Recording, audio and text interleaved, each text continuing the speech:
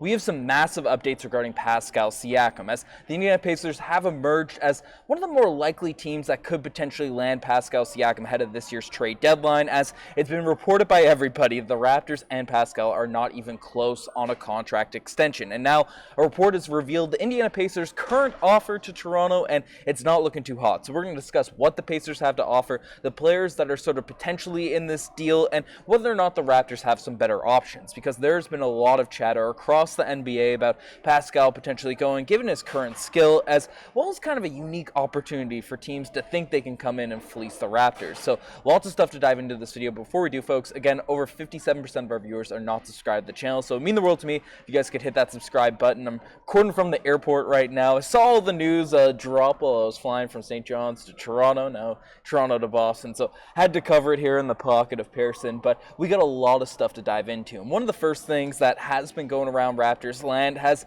this little report that basically indicates it's nothing new. Pascal has reportedly told teams that he will not commit to re-signing with any team that is not the Raptors and wants to test out free agency. So this is the one big report that has come out, aside from the offer being revealed from the Indiana Pacers, and I don't know why it's big news really, or people are sort of, reacting to this like crazy. We've known this from Pascal Siakam. We know we can get more money entering unrestricted free agency if he is traded or if he receives a contract extension from the Toronto Raptors. So frankly, there's no sense for him to accept or sign a deal immediately following a trade. No one should expect him to do that. Anyone that, it'd be dumb for him to do it given the fact he'd be missing out on a bunch of guaranteed money. So, not really news there. The real juicy stuff that has dropped today has been the offer revealed from the Indiana Pacers. And basically, it's come out from Eric Pincus of Bleacher Report that the Pacers are believed to be offering Bruce Brown, Buddy Hield, and a first-round pick for Pascal Siakam. The bait offered is believed to be Buddy Hield, Bruce Brown, and one of Indiana's 2 first-round picks in the 2024 draft, as it has its own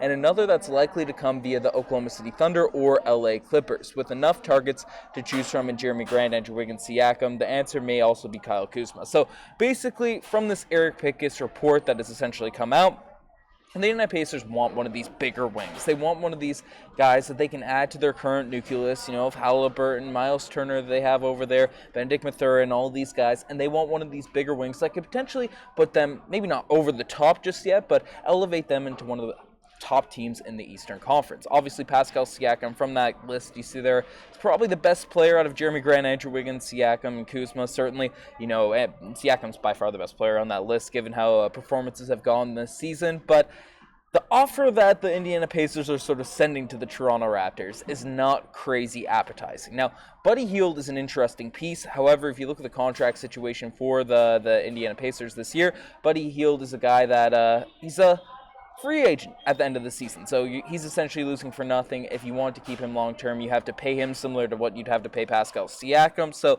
this is all has to be taken into account when we're discussing the contracts and the players that were going to potentially be brought in. But I don't really see a centerpiece in this trade. I mean, the Indiana Pacers are going to be a good team. They're not going to have a lottery pick very likely, even though they haven't been perfect by any means. They've struggled since the in-season tournament. And the LA Clippers and Oklahoma City Thunder, again, late first-round picks, not bad sort of, additions to a trade, but you want something that's a bit of a centerpiece, a younger player. The OG Anunoby trade, we got 2 of those guys, and RJ Barrett and Emmanuel Quickley. Well, Buddy Hield, yes, he's one of the league's best shooters, but he's a guy that could potentially lead for nothing. And then that's where sort of Bruce Brown comes into the scenario, because obviously Bruce Brown and Buddy Hield make the money work as well. What does Bruce Brown actually have provide to the table of the Raptors for to have him as kind of the centerpiece in a potential trade? Because Bruce Brown is a guy that's 6'4", and 27 years old, won a championship with the Denver Nuggets last season, was averaging 12 points per game, 5 rebounds, 3 assists for the Indiana Pacers this season, only shooting 32% behind the three-point line. Again, is an immaculate cutter, is a great defender. It's kind of a perfect complementary piece. And you might look at this Toronto Raptors team and say, hey, after losing OG Anunoby, adding some defense, beefing up that sort of defensive line is a smart strategy. It's the type of players you want to go after. But the other factor, and we saw it in last night's game against the Boston Celtics, I mean, the Raptors are depleted of shooting, and Bruce Brown is a guy that isn't going to really help that much in that regard. I mean, Bruce Brown, you look at the shooting splits, most of his threes are assisted upon, not just with Nikola Jokic, but for his entire NBA career, and he's only shooting, 39, 38% from the corners, and, a big percentage of those come in from those directions, but there's not a lot of above the break threes coming from Bruce Brown. He's not a mid-range shooter by any means. He doesn't really create anything in his own right, and he's still shooting low 30s in terms of percentages. So he's not a guy that's, hopeless from that sort of range, hopeless from the three-point line, but he's not a guy that's going to be improving the Toronto Raptors shooting whatsoever by kind of flipping him out and bringing Bruce Brown back in. So you look at the contract situation with him as well. He signed a very big contract with the Indiana Pacers this offseason. Basically, 2 years, not a long-term deal by any means, but $22 million and $23 million. So again, two players that if you're not that interested in paying them serious money, which I don't know if Masai Ujiri's unwilling to pay Pascal Siakam, I don't know why he'd be willing to pay Buddy Hield and Bruce Brown. You're essentially trading two of these, Pascal Siakam for two salary filler deals and some pretty trash first-round picks. I mean, this is not to take away anything from, Buddy Hield, who, again, is one of the league's best three-point shooters. Only 38% from the three-point line this season, but he takes a lot of tough ones. A lot of the shots that he's taking are created, are off the dribble on a high volume. So, it's just because the percentage points are different by, 5% between Brown and Hield, there's a significant gap in terms of three-point shooting. But, Buddy Hield's 31 years old as well. You just brought in RJ Barrett to sort of bolster that backcourt, and you have Emmanuel Quickly there now at this point. Buddy Hield's a guy that's going to want to start. He's going to be making starters money in free agency. So again, you get his rights. So there is some advantage to trading him if you want to keep him long term, but it doesn't really make sense in the grand scheme of things to trade Pascal Siakam away for this type of package. I mean, when you compare it to the offer that the Sacramento Kings kind of had on the table with Kevin Huerter, with Harrison Barnes, and also Davion Mitchell, and draft capital on top of it, I mean, you get two really interesting young prospects in Davion Mitchell. I guess Huerter isn't super young right now, but can definitely space the floor on cheaper money. And then you also get a Harrison Barnes who can play defense, can space the floor, on a reasonable enough contract, some draft capital on top of it.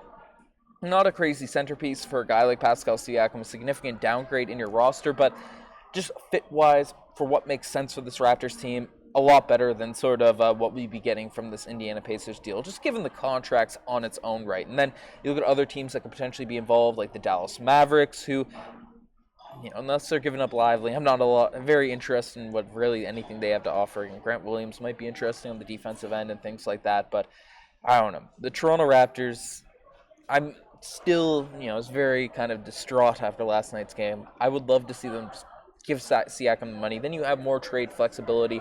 You have more sort of options with him in the future rather than this sort of desperation move that's kind of your hands being forced here now at this point. So, I don't know. We'll see what ends up coming of this Toronto Raptors potential trade. The rumors have not stopped. They have not slowed down. So, we'll be covering it all, no matter if I'm in a random corner in an airport or back home in the studio, wherever the heck I am. But, definitely subscribe to the channel if you guys want to stay up to date with all of the latest news. I mean, I'm still shook up about a potential Pascal Siakam deal, but don't get finessed, Masai. That's my big request. That's my big ask. Don't get finessed by the Pacers or a division rival or any of these teams. But anyways, you guys are the best. I'm signing out. Cheers.